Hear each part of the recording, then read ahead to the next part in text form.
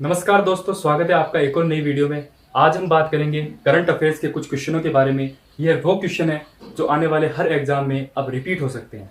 यह वो मैं 20 क्वेश्चन आज छांट के लाया हूं जो पिछली एग्जामों में, अभी एसएससी एमटीएस चल रहा है और राजस्थान सीटी 10+2 भी आने वाली है और पिछली ग्रेजुएशन लेवल में भी ये क्वेश्चन आए गए हैं। सीआईएसएफ की आने वाली भर्ती है और रेलवे में भी आने वाली भर्ती है। तो आज हम बात करेंगे करंट अफेयर्स के ऐसे कुछ क्वेश्चन, ऐसे जीके के कुछ क्वेश्चन जो आने वाले एग्जाम में आ सकते हैं। तो बने रहिए वीडियो में। वीडियो पसंद आया तो वीडियो को लाइक और चैनल को सब्सक्राइब करना ना भूले। आइए शुरू करते हैं टॉप 20 क्वेश्चन। अगर आपको इनका उत्तर पता है तो कमेंट में जरूर लिखिए। पहला क्वेश्चन आपकी स्क्रीन के ऊपर ये रहा। पेरिस ओलंपिक 2024 में भाग लेने वाली सबसे कम उम्र की भारतीय महिला खिलाड़ी कौन है? आपको बता दें, पेरिस ओलंपिक 2024 में भारत ने 1 सिल्वर तथा 5 कांस्य पदक जीते हैं और कुल हमने 6 पदक जीते हैं। टोक्यो ओलंपिक में हमने 7 पदक जीते थे। तो पेरिस ओलंपिक 2024 में भारतीय महिला कौन सी है जिनकी उम्र सबसे कम है? तो इसका उत्तर हम देखते हैं। तो इसका उत्तर है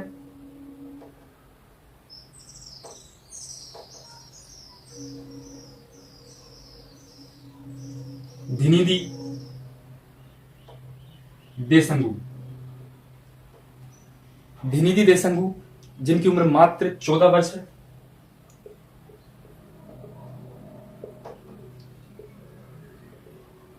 संबंध इनका कर्नाटक से है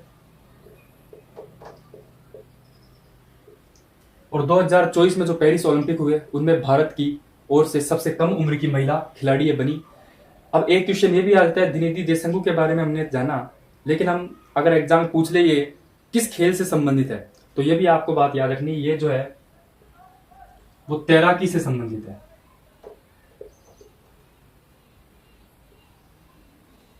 तैराकी से इनका संबंध है।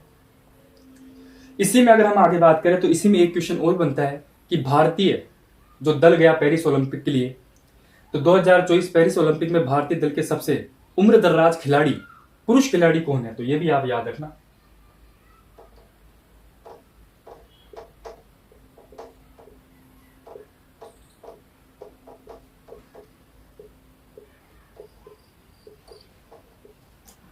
तो सबसे उम्रदराज पुरुष खिलाड़ी हमारे पेरिस ओलंपिक में जो गए हैं वो गए रोहन बोपन्ना।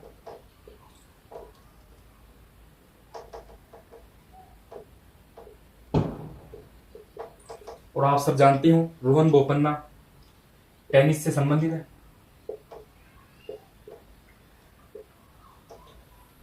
तो ये क्वेश्चन था पहला। वीडियो अगर आपको पसंद आए तो वीडियो को लाइक और चैनल को सब्सक्राइब जरूर करें। तो पेरिस ओलंपिक 2024 में भाग लेने वाली भारतीय टीम की सबसे कम उम्र की खिलाड़ी जो है वो धिनिधि देसंगु है। ये कर्नाटक की है और तैराकी से इनका संबंध है। अगर इसी में एक क्वेश्चन और भी बन सकता है कि पेरिस ओलंपिक 2024 में ऑल ओवर वर्ल्ड की मैं बात कर रहा हूं, तो संपूर्ण विश्व की जो पेरिस ओलंपिक में जितने भी देश भाग लिए उन सब में सबसे छोटी, सबसे कम उम्र की खिलाड़ी जो बनी थी वो बनी थी ऑस्ट्रेलिया की। आपने नाम सुना होगा, एलिसा ट्रू।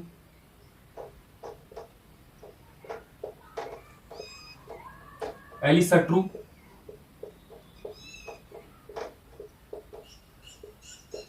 ये ऑस्ट्रेलिया की है। Paris Olympic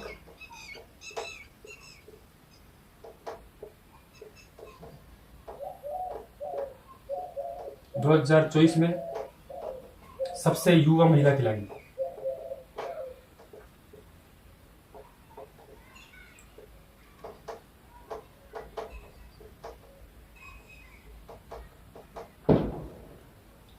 Elisa true. Elisa true के बारे में पूछ सकता है ये किस खेल से संबंधित? तो स्केट बोर्डिंग एक खेल है। पैरों के अंदर वो टायर वाले जूते पहन के जो स्केट बोर्डिंग की जाती है, तो उनसे संबंधित है ये। इनकी उम्र भी 14 वर्ष ही है, पर ये अपनी धिनिधि देसंगु से भी छोटी है। तो एलिसा ट्रू 14 या 12 वर्ष इनकी उम्र है, एग्जैक्ट मुझे याद नहीं आ रहा है। तो एलिसा ट्रू जो है उनका खेल है स्केट बोर्डिंग।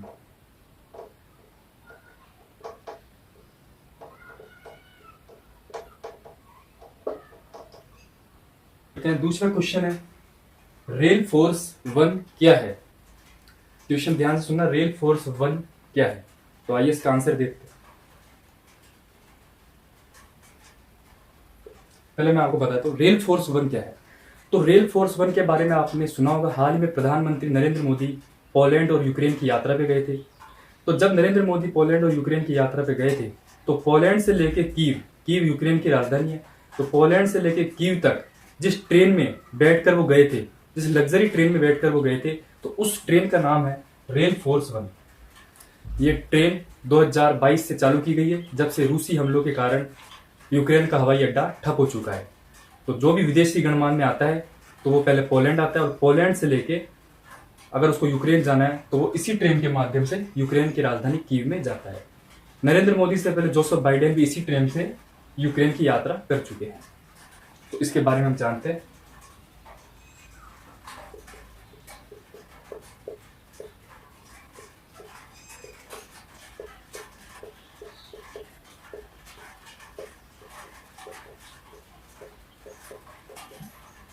पोलैंड से कीव तक चलने वाली विदेशी गणमान्यों के लिए लग्जरी ट्रेन।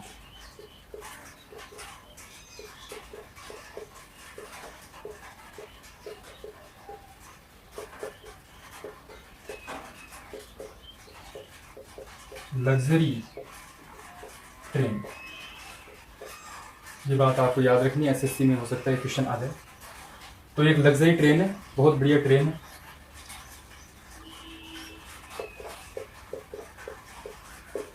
पोलैंड से कीव तक की दूरी लगभग 700 किलोमीटर है। तो ये ट्रेन भी 700 किलोमीटर तक चलती है।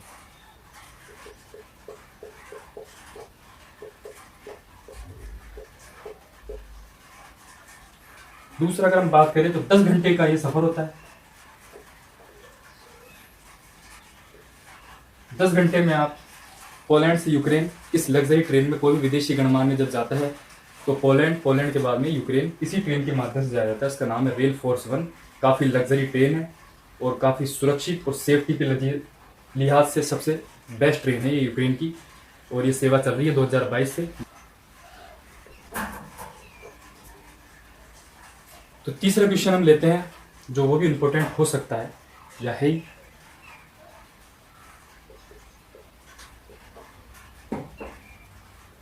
ब्रुनेई की यात्रा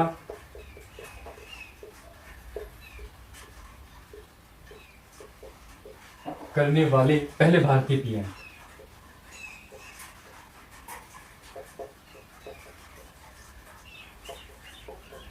पीएम बने।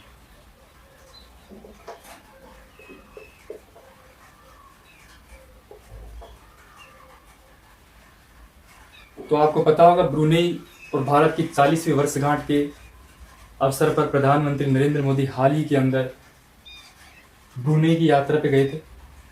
तो पहले भारतीय पीएम प्रधानमंत्री नरेंद्र मोदी बने हैं,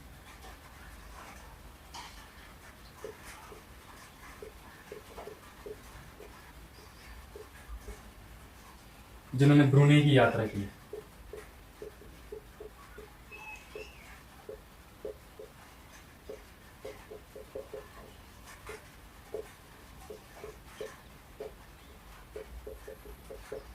पहले पीएम। तो याद रखना 40वीं वर्षगांठ के अंदर, 40वीं वर्षगांठ भारत और ब्रुनेई के संबंधों की।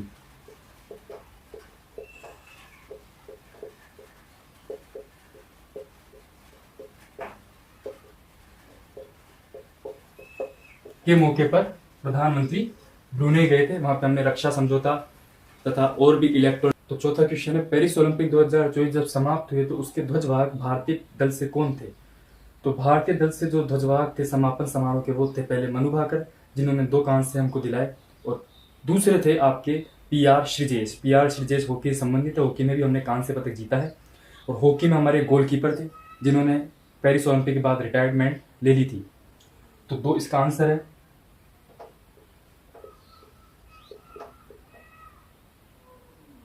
मनु भाकर व पीआर श्रीजेश। तो ये बात आपको याद रखनी है। तो आइए 5वें क्वेश्चन की ओर बढ़ते हैं। ये मुझे लगता है ये मोस्ट इंपॉर्टेंट क्वेश्चन हो सकता है आपके लिए। जिसका उत्तर अधिकतम बच्चों को नहीं पता होगा। तो आइए देखते हैं वो कौन सा क्वेश्चन है। हाल ही में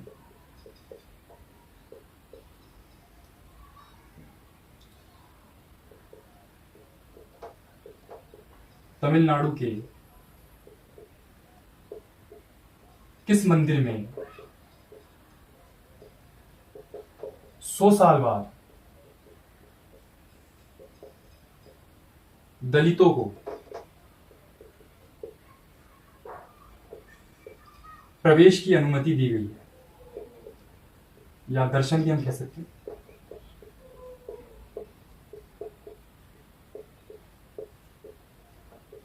मिली। तो क्वेश्चन है आपके सामने, हाल ही में तमिलनाडु का कौन सा ऐसा मंदिर है जिसमें 100 साल बाद दलितों को प्रवेश या दर्शन करने की अनुमति मिली है। तो आइए जानते हैं इसका उत्तर। तो इसका उत्तर बिल्कुल आप याद रखना, आने वाले एग्जाम में पूछा जा सकता है। भगवती अम्मा का मंदिर।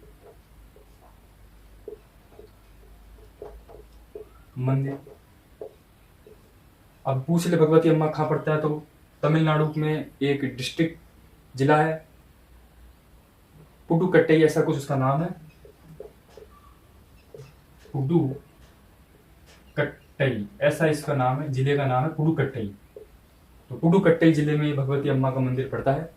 कब से मिले तो ये भी याद रखना, 12 अगस्त 2024। इस मंदिर में अब दलित भी जा सकते हैं। छठे क्वेश्चन की ओर हम बढ़ते हैं। हाल ही में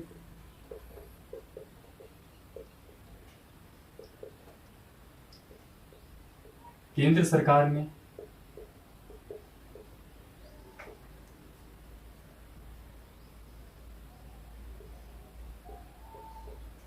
प्रेस बायोपिया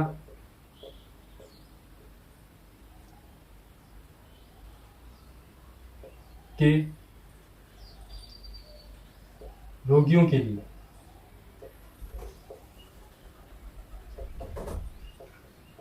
किस आई ड्रॉप को मंजूरी दी है।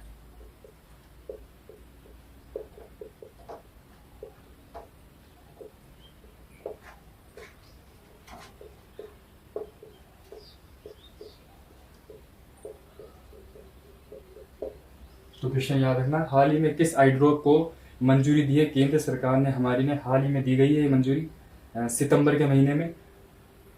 प्रेस बायोपिया एक आई डिसीज है। इस डिसीज में होता क्या है, पास का कम दिखता है और धुंधला दिखता है। तो प्रेस बायोपिया के लिए किस आई ड्रॉप को मंजूरी दी है, जिसमें ये प्रेस बायोपिया नामक जो बीमारी है उसके लिए लाभदायक आई ड्रॉप साबित होती है। तो नाम रखना, प्रेस बायोपिया रोग है, इसी नाम से इसकी दवाई का नाम है या आई ड्रॉप का नाम है प्रेसू आई ड्रॉप। ठीक, 8वां क्वेश्चन बिल्कुल बेसिक है, जिसका उत्तर आपको आना चाहिए।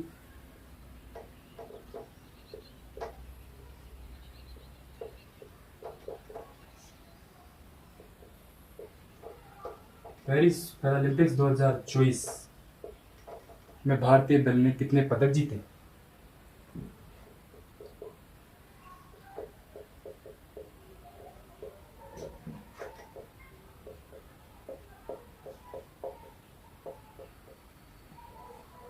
कितने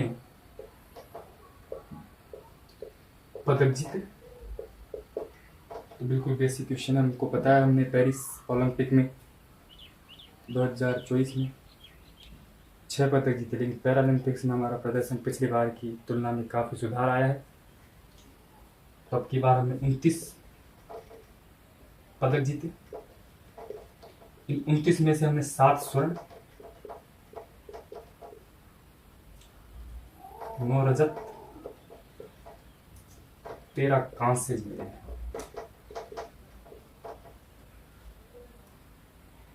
13 और 10 23 22 और 7 29।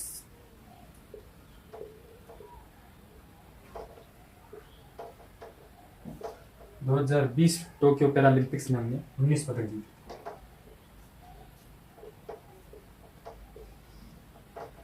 तो ये क्वेश्चन भी आपको याद रखना है। क्वेश्चन नंबर 9 में आते हैं।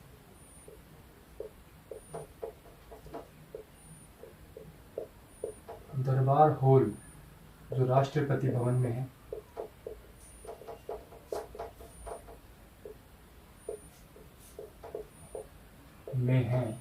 इसका नाम क्या बदला गया है?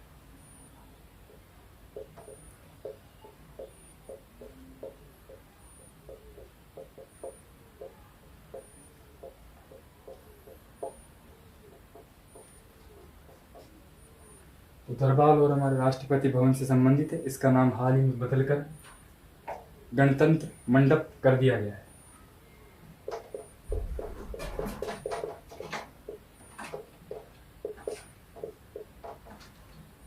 दसवें क्वेश्चन की ओर हम बढ़ते हैं। तो अगले क्वेश्चन 10वें क्वेश्चन की ओर हम बढ़ते हैं। क्वेश्चन यह है कि हाल ही में किस भारतीय खिलाड़ी ने क्रिकेट खिलाड़ी ने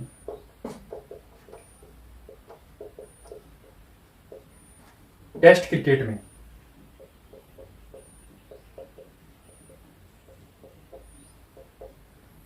पांच सौ विकेट पूरा किया? विकेट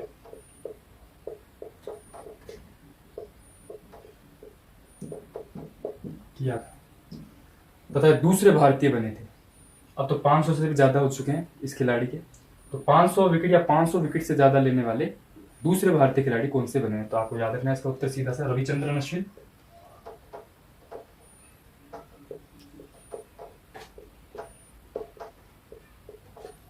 पांच सौ विकेट इन्होंने लिया था इंग्लैंड से। जब हमारे जनवरी में जब इंग्लैंड की टीम भारत में आई थी तो हमने इंग्लैंड को 4-1 से हराया था।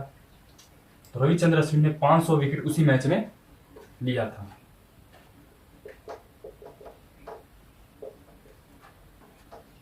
ये हमारे दूसरे भारतीय टेस्ट क्रिकेट में 500 विकेट लेने वाले। पहले कौन है? तो पहले भी आपके स्पिनर अनिल कुंबले जी।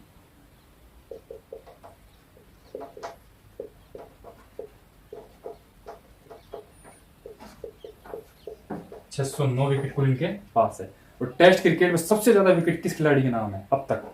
तो वो है आपके मुथैया मुरलीधरन श्रीलंका के। ओवरऑल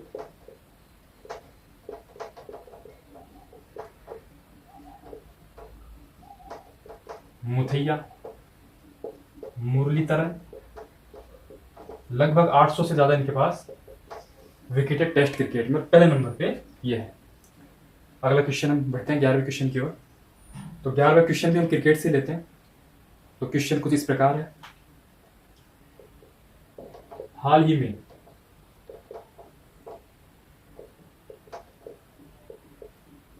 न्यूजीलैंड पुरुष क्रिकेट टीम ने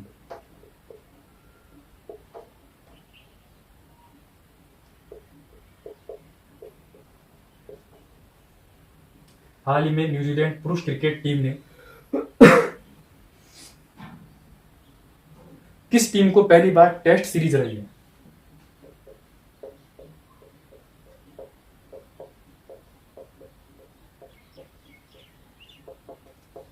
पहली बार टेस्ट सीरीज हराई। तो क्रिकेट प्रेमियों को तो पता होगा। तो New Zealand cricket team Kane Williamson की कप्तानी में हाल ही में साउथ अफ्रीका को पहली बार टेस्ट सीरीज में हराया। इससे पहले टेस्ट सीरीज में साउथ अफ्रीका को कभी टेस्ट सीरीज न्यूजीलैंड नहीं हरा पाई है। तो पहली बार टेस्ट सीरीज में हमने न्यूजीलैंड ने साउथ अफ्रीका को हराया।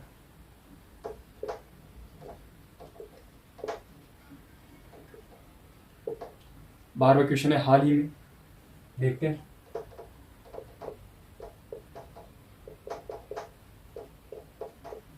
हाल ही में किन दो राज्यों के बीच यमुना जल बंटवारे पर एमओयू हुआ है?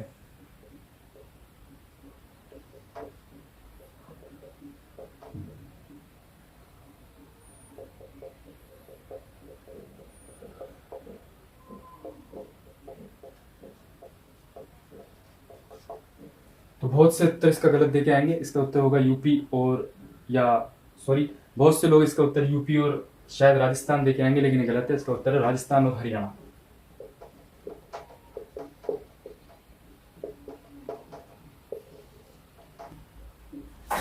क्वेश्चन कुछ इस प्रकार है 13वां। वायु शक्ति 2024, वायु शक्ति 2024 का आयोजन कहाँ हुआ? तो सीधा सा इसका उत्तर है वायु शक्ति 2024 का आयोजन अब की बार राजस्थान के पोखरण जिले जो जैसलमेर में राजस्थान के जैसलमेर जिले के पोखरण में हुआ है। तो पोखरण, यहाँ पर हमारे अत्याधुनिक जो वायुयान होते हैं वो उड़ाए जाते हैं, उनकी प्रैक्टिस की जाती है। नंबर 14 की ओर हम आगे बढ़ते हैं, देखते हैं। देखिए, किस नदी के नीचे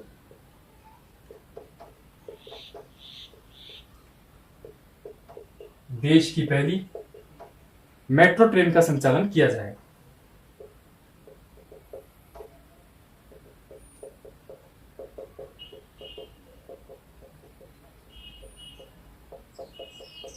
तो सीधा सा इसका उत्तर है हुगली नदी जो पश्चिम बंगाल में पड़ती है, उसके नीचे हम आने वाले समय मेट्रो ट्रेन को चलते हुए देखेंगे, अंडरग्राउंड।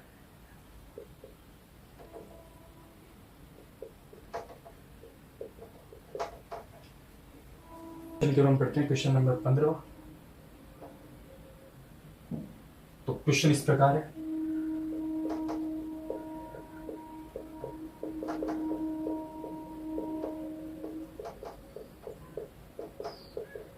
सौर ऊर्जा से चलने वाली देश की पहली नाव किस नदी में चलेगी?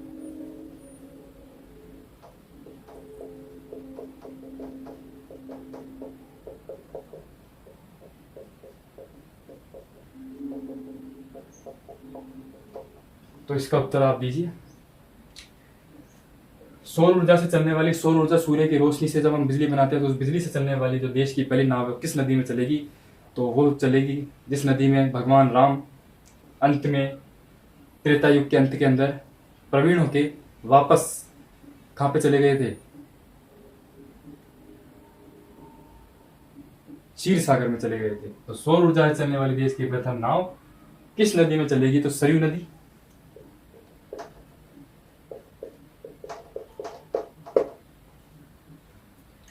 क्वेश्चन नंबर 16, भारत शक्ति क्या है? तो आपको मैं बता दूं भारत शक्ति क्या है, वह कहां हुआ इसका आयोजन?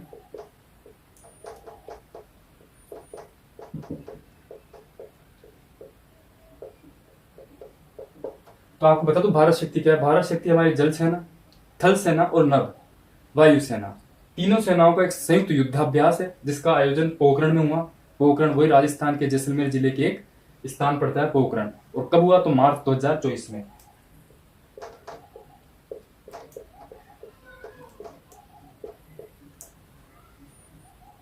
तो क्वेश्चन नंबर 17 की ओर हम बढ़ते हैं। तो क्वेश्चन कुछ इस प्रकार है,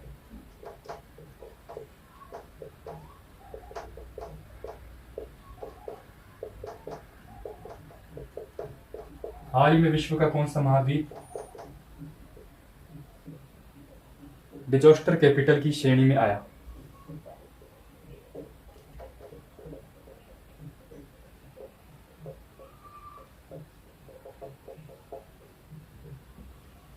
तो अपना एशिया महाद्वीप का आयोजन किधर हुआ?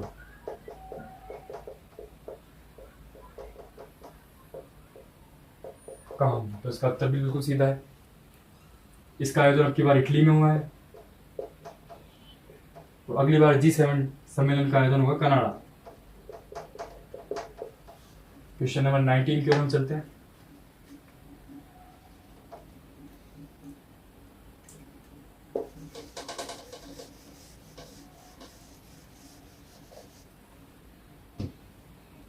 क्वेश्चन 19, रेड फ्लैग युद्धाभ्यास किस देश में आयोजित किया गया? यह सभी आपको बता दो, रेड फ्लैग जो युद्धाभ्यास है सभी देशों की सेना के कुछ मेंबर्स में जाते हैं और हिस्सा लेते हैं रेड फ्लैग युद्धाभ्यास। तो इसका भी याद रखना।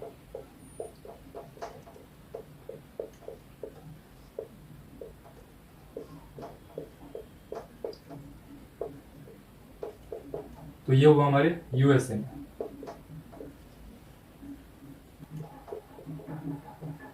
तो हाल ही में कौन सा खिलाड़ी जिसने अगस्त 2024 में अंतर्राष्ट्रीय क्रिकेट से संन्यास लिया है?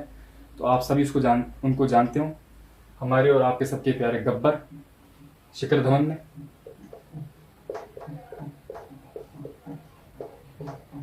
शिखर धवन के नाम ओडीआई में लगभग 17 शतक है और टेस्ट में इनके नाम 7 शतक है। तो ये थे टॉप 20 क्वेश्चन आने वाले सभी एग्जामों के लिए 2024 के और 25 के अंदर। तो अगर आपको वीडियो पसंद आए, कंटेंट पसंद आया तो वीडियो को लाइक और चैनल को सब्सक्राइब जरूर करें। जय हिंद, जय भारत।